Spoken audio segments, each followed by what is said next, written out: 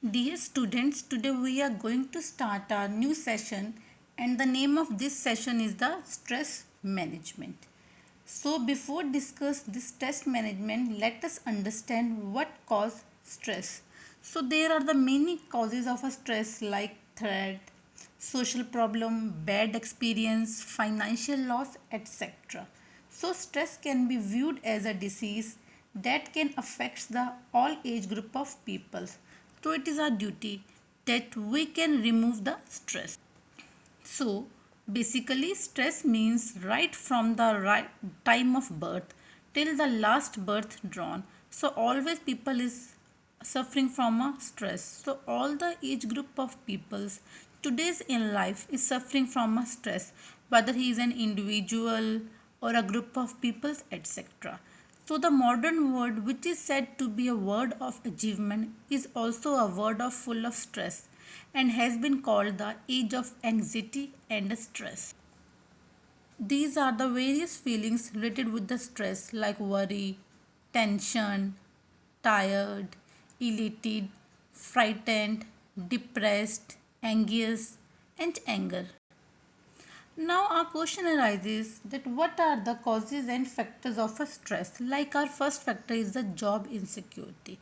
In today's life all the peoples are mostly suffering from the job insecurity. Why? Because they don't have a permanent jobs, high performance demand, bad loss in case of their financial loss, in their personal risk and related with the job.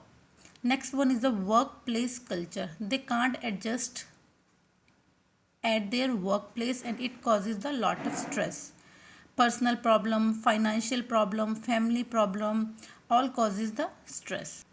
There are some more points which is related with the stress includes financial loss, expectations from your friends, family members, peer group, social pressure means pressure from the society, irritation demand, threats from the society, dangerous situation like death, divorce, etc.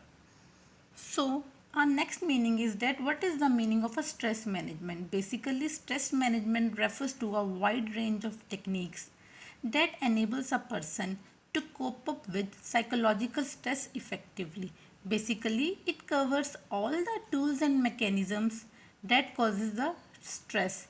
So, it includes a pool of techniques that assist individuals in eradicating anxiety and negative thoughts and work on their well-being.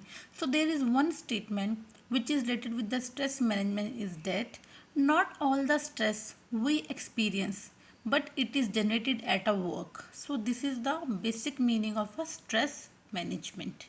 So external stresses includes death of our loved ones, change in financial status, divorce, separation, moving house, retirement, about holidays, engagement, marriage, retirement, etc. So these are the basic causes of a stress management. Now the question arises whenever there is a so much stress and how we can control these stress management. There are various types of techniques to control this stress management like yoga, exercise, walk, dancing, listening songs, etc. So there is also one strategy which helps to control stress management is the ABC strategy. Here A stands for awareness, means what cause you stress, how do you react, it means awareness.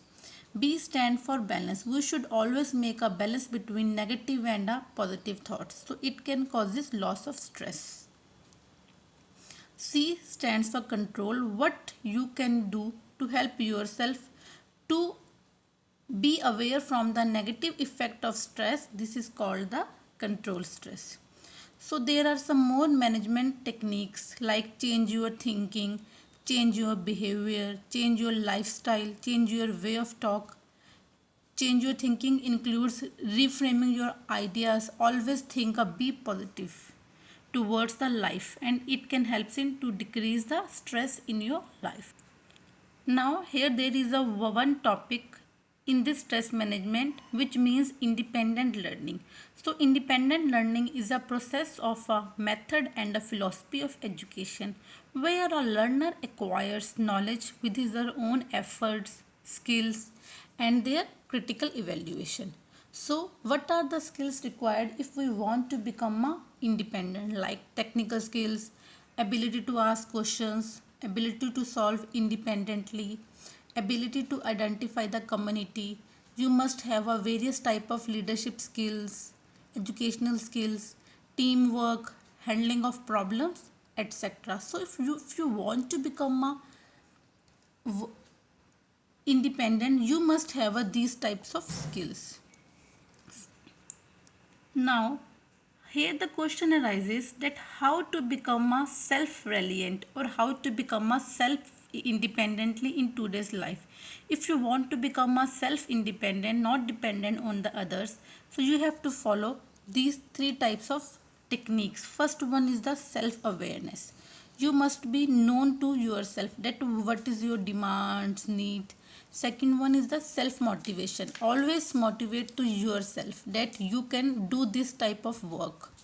Third one is the self regulations. Always make rules, regulations, policies for yourself. So by following these three techniques, you will become a self independent person.